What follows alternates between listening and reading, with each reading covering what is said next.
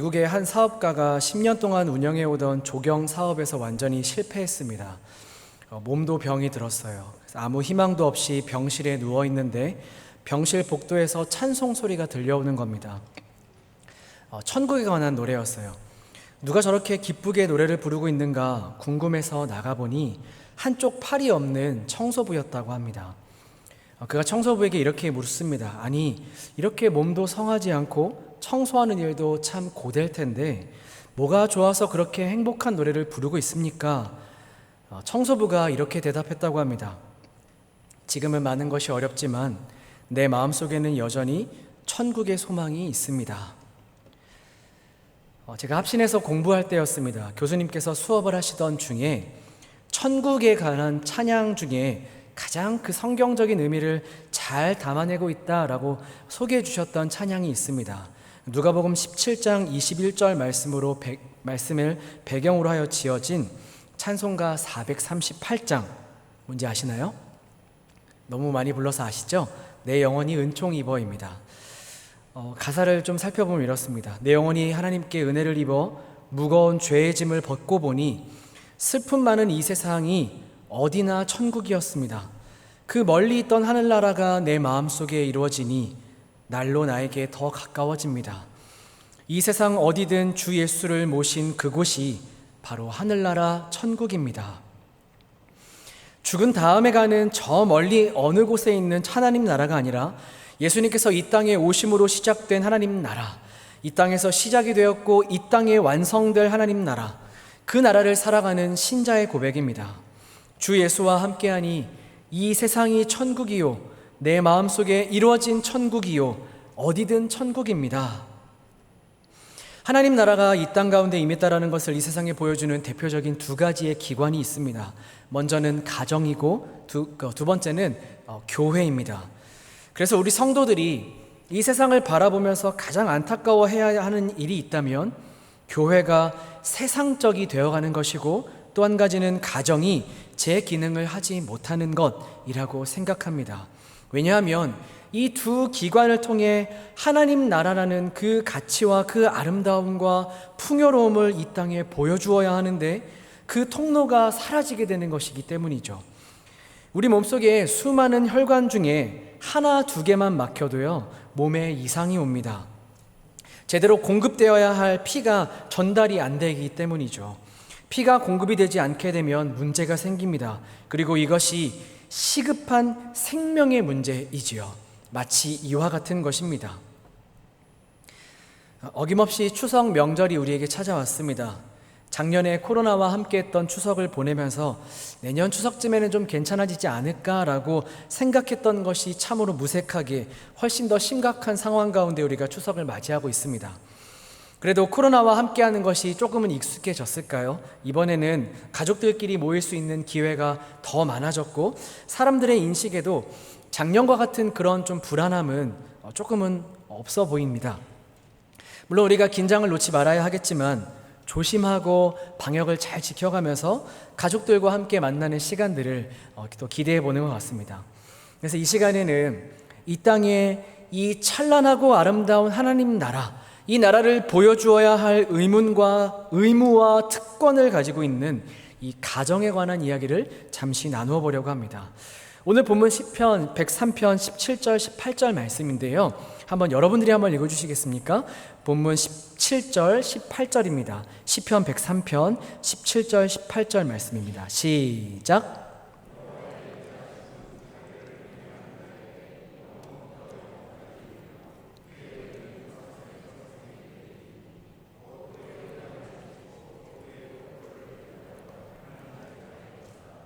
네, 오늘 본문은 우리에게 가정 안에서의 그 부모가 어떤 역할을 해야 하는지를 보여주고 있습니다. 그리고 또 부모에게만 해당되는 말씀이기보다는 거기에서 더 나아가 오늘 우리는 이 말씀을 통해서 믿지 않는 그 가족들에게 그리스도인 가족으로서 우리가 어떤 역할을 해야 되는지를 배우게 됩니다. 간단히 정리해보면 이렇습니다.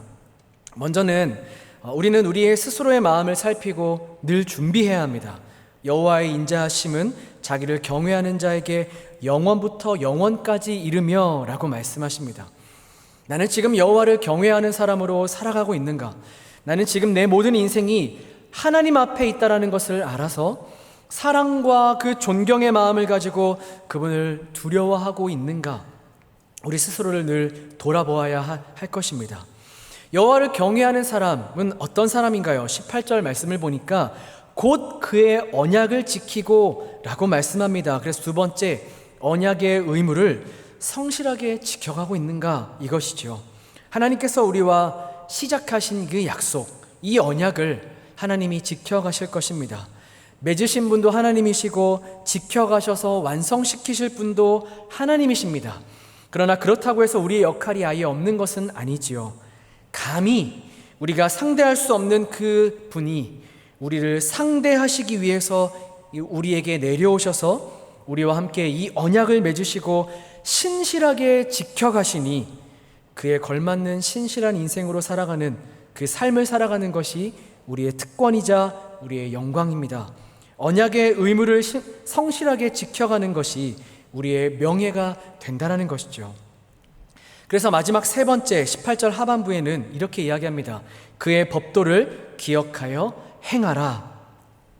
이 말씀은 나만 잘 지켜서 행하는 것을 넘어서 바로 앞절에서 언급하고 있는 것처럼 우리의 자녀들 앞에서 하나님의 계명의 말씀을 실천하고 자녀들 앞에서 하나님이 명령하신 대로 행동하는 것까지를 의미하고 있습니다.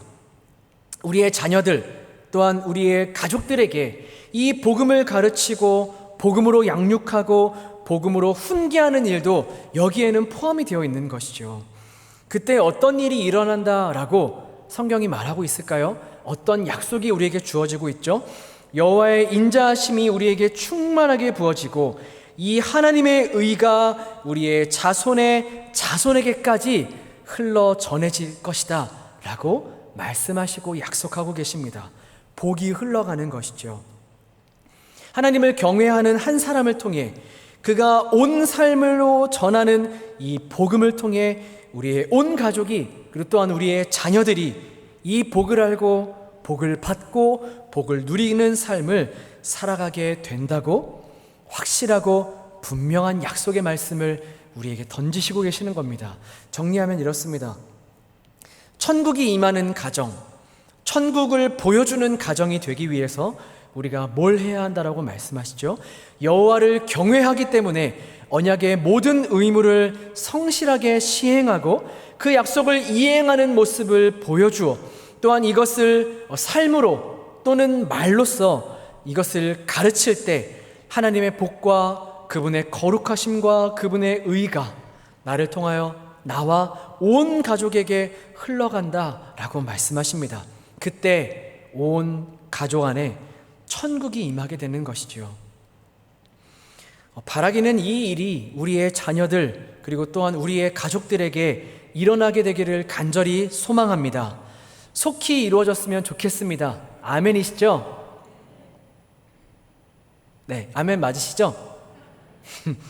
가족을 위해서 기도하는 것보다 간절한 기도가 또 있을까요? 가족을 위해서 그 안타까운 마음을 가지고 기도하는 것보다 우리가 이 땅에서 드리는 간절한 기도가 없을 거라고 생각합니다. 그러나 사랑하는 여러분, 몇 가지의 주의사항은 있습니다. 이 일은 긴 여행과도 같습니다. 단숨에 일어나는 일이 아닙니다. 우리의 노력만으로 결코 열매를 단숨에 맺혀지지 않죠. 이 일을 도우실 분은 오직 우리 안에 계시는 성령 하나님이십니다.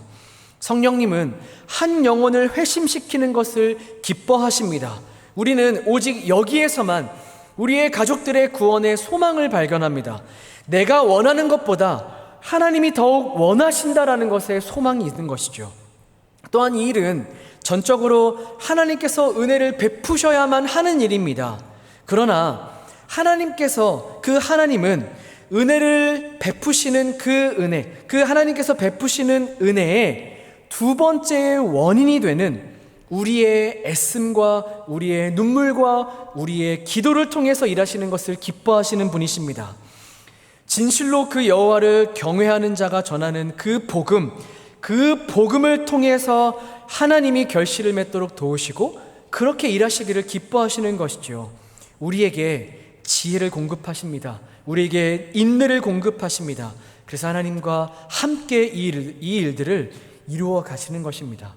하루아침에 끝나는 일이 아니라 매우 긴 시간이 필요하다는 것을 우리는 기억해야 한다는 것이죠. 가족의 구원을 위해서 저도 15년을 기도했습니다. 그리고 다른 가족들을 위해서 지금도 여전히 그 연수가 늘어나면서 기도하고 있습니다. 아마도 여기 앉아 계신 분들 중에서는 수십 년이 넘게 기도하시는 분들도 계실 거라고 생각합니다. 그 시간이 결코 우리에게는 평안하지는 않습니다. 피말리는 시간일 거고요. 더 이상 흐르지 않는 그 눈물의 끝을 우리가 매번 발견합니다. 그러나 사랑하는 여러분, 하나님은 하나도 그 기도를 땅에 떨어뜨리지 않으시고 반드시 들으시는 분이십니다. 그 시간을 통해 그 베푸시는 하나님의 은혜가 우리의 온 가족들에게 흘러가게 하셔서 싹트고 자라나 열매를 맺게 하실 날이 분명히 오게 될 줄을 믿습니다. 그렇기 때문에 우리는 기회가 있을 때마다 복음을 전해야 합니다. 복음이 이 화살처럼 그들의 심령 속에 박히기 위해서는 화살통에 화살이 있을 때마다 우리는 활 시위를 당겨야 합니다. 활촉을 예리하게 우리가 갈아 놓아야 할 뿐 아니라 정확하게 그 관역을 맞출 수 있는 궁수가 될 수 있도록 우리가 준비해야 하는 것이지요. 뭘 어떻게 준비해야 할까요? 내가 먼저 이 복음을 알고 내가 먼저 이 복음을 애써서 누리는 삶을 살아가야겠지요. 그 삶의 훈련들을 우리가 해야겠지요. 그것이 바로 관역을 정확하게 맞출 수 있는 궁수가 되는 비결입니다. 그리고 우리가 그 화살을 쏘았을 때 성령께서 그 방향을 조절해 주셔서 관역을 맞출 뿐만 아니라 그 관역을 관통시키도록 우리는 늘 애써 기도해야 할 것입니다. 절대로 포기해서는 안 됩니다. 우리의 가족들이 죄를 인식하고 회개하며 믿음을 가진 사람으로 서는 것을 볼 때까지 우리는 포기하지 말아야 합니다. 포기할 수 없는 일이기 때문이고 또한 하나님도 포기하지 않으시기 때문입니다. 로버트 볼튼이라는 사람이 임종을 앞에 두고 가족들을 모아놓고 이렇게 말했다라고 합니다.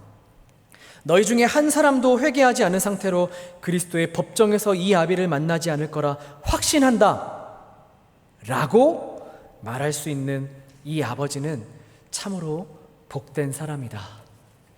사랑하는 여러분, 너무 늦은 때란 결코 없다라는 것을 기억하시기 바랍니다.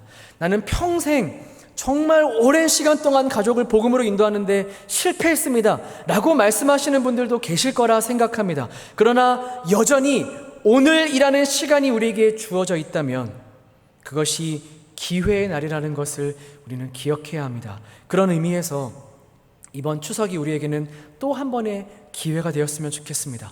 우리가 열심히 갈고 닦은 이 복음의 화살이 우리 가족들에게 쏘아져야 할 그 기회가 된다라는 것이죠. 설교 후에 우리가 함께 부를 찬송가 559장은 사철의 봄바람 불어있고입니다. 우리에게 아주 익숙한 찬양입니다. 이 찬양은 전영택 목사님이 작사하셨고 박재훈 씨가 그 작곡한 그 노래로 불리다가 1967년에 개편 찬송가를 편집하면서 구두의 장로님이라는 분이 그 곡을 만드신 그 작곡한 곡으로 채택이 되어서 그 멜로디가 바뀌었다라고 합니다. 우리가 부르고 있는 그 곡이 바로 이 곡이죠. 그런데 개편 찬송가를 편집하면서 특별히 그 이전에 가정 예배를 생각하면서 그 기록했던 그 작사의 노래인 3절을 빼버리고 지금 우리가 부르고 있는 가사로 대체를 했다고 합니다. 그 당시에는 이 재단이라는 말이 굉장히 유행하던 때였는데요. 가정의 재단이라는 단어를 연상시킨다고 그것이 잘못된 신앙의 방향성으로 흘러갈 수 있게 할 수 있다고 해서 그 3절 가사 전체를 개편하면서 뺐다고 합니다. 그 가사가 이렇습니다. 한번 화면을 좀 보실까요? 즐거운 찬송이 흘러나고 재단의 향기는 끝이 없네. 말씀의 양식도 넉넉하니 하늘의 축복이 넘쳐오네. 네, 즐거운 찬송이 흘러나고 이 노래 인증하시죠? 저 가사는 생소하시죠? 참 아름다운 가사입니다. 천국이 임한 가정의 모습이죠. 이 아름다운 천국이 우리 가정에게 임하기를 진심으로 소망합니다. 구원의 기쁨으로 인한 그 즐거운 찬송이 흘러나오고 주와 함께 동행하는 삶을 살아가기 위한 그 우리의 간절한 기도, 그 기도의 소리가 끊이지 않는 것이죠. 그 굳건한 약속의 말씀이 우리 안에 흘러넘쳐서 서로의 우리 온 가족의 삶을 적십니다. 이 약속의 말씀을 따라가는 우리의 가정에 하늘의 축복이 가득가득 날로 샘솟는 것이죠. 반드시 우리를 통해 그 천국의 향기가 우리의 가족들에게 전해지게 하실 줄을 믿습니다. 주를 경외하는 우리를 통해 비록 완전하지는 않지만 그렇게 살기 위해서 애쓰는 우리의 모습을 보며 우리의 가족들이 그 천국의 향기를 맡게 되는 것이죠. 언제든 쏘기 위해서 준비된 우리 안에 있는 이 복음의 화살이 그들에게 날아가 그 마음을 꿰뚫게 될 것입니다. 우리가 실력이 부족하다 할지라도, 우리가 힘이 없다 할지라도 우리의 실력이 되시고 우리의 힘이 되시는 성령 하나님께서 그 힘과 그 정확함을 우리에게 공급하실 것입니다. 복음이 그래서 우리의 그 가족을 사로잡아서 그 생명으로 충만한 인생으로 살아가게 만드시는 것이죠. 이것이 오늘 시편에서 우리에게 하시고 있는 약속의 말씀입니다. 이 약속의 말씀이 저와 여러분 온 가족에게 임하시기를 간절히 축복합니다. 17세기에 한 청교도의 어떤 사람이 드렸던 기도의 내용을 읽어드리고 오늘 설교를 마무리하려고 합니다. 한번 화면을 보시고 따라와 보시죠. 오 하나님, 제 혈족들이 멸망하는 모습을 두고 볼 수 없나이다. 사랑의 관계로 저와 하나 된 이들이 당신 보시기에 고귀하며 당신의 영광을 위해 헌신하는 이들이 되게 해 주소서.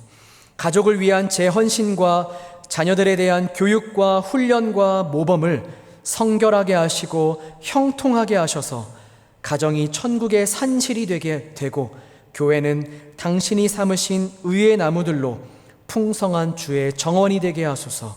그래서 당신께 영광이 되게 하소서. 상냥하고 바른 품행으로 웃음 짓게 만드는 가족들이 실상 종국의 천국에 이르지 못하는 비극이 일어나지 않게 해 주소서. 예민한 양심과 온화한 마음의 밝은 표정과 당신의 말씀에 두려워하며 기뻐하는 모습이 사라지지 않게 해주시고 사랑하는 모든 이들 속에 정의가 승리하도록 허락하소서. 아멘. 기도하겠습니다. 하나님 아버지, 추석 명절을 맞아 우리의 가족들을 생각할 때 우리의 마음을 무겁게 하는 가족들이 우리에게 있음을 고백합니다. 오랜 시간 기도하고 부르짖었는데도 변화되지 않는 그 가족들, 우리의 자녀들을 보며 답답한 마음에 한숨 쉴 때가 얼마나 많은지 주님이 아시는 줄을 압니다. 그래도 주님, 포기하지 않고 오늘도 우리에게 주시는 약속의 말씀을 붙듭니다. 주를 경외하는 자를 통해 하늘에 속한 신령한 복이 우리 가족들에게 전해지게 하여 주시옵소서. 주님, 바라기는 우리를 통해 복이 막히지 않게 하여 주시옵소서. 우리를 통해 그 복이 막히지 않게 하여 주시옵소서. 나에게서 그 복이 끊어지지 않게 하여 주시옵소서. 우리를 통해 하나님의 나라의 향기가 우리 온 가족들에게 전해지게 하여 주시고 그들이 죄를 인정하고 회개함으로 주께 돌아와 구원의 복을 누리며 기뻐함으로 주를 함께 노래하게 하여 주시옵소서. 우리를 통해 일하시기를 기뻐하시는 주님, 우리를 통해 이번 명절에도 일하여 주시옵소서. 그래서 천국의 산실이 우리 가정에 펼쳐지는 것을 보게 하여 주시옵소서. 하나님 아버지, 여러 가지의 사정으로 가족들과 함께 할 수 없는 처지에 있는 우리 사랑하는 은평의 성도들이 있다면 하나님께서 특별히 매 순간순간마다 세밀하게 함께하여 주셔서 이 명절 외롭지 않게 하여 주시고 그 어떤 보냈던 시간보다 하나님과 동행하는 자가 누리는 평안과 만족과 그 아름다움을 충만하게 누리게 하여 주시옵소서. 천국의 주인이시고 우리의 가정의 주인이시고 내 모든 삶의 주인이신 예수님의 이름으로 기도합니다.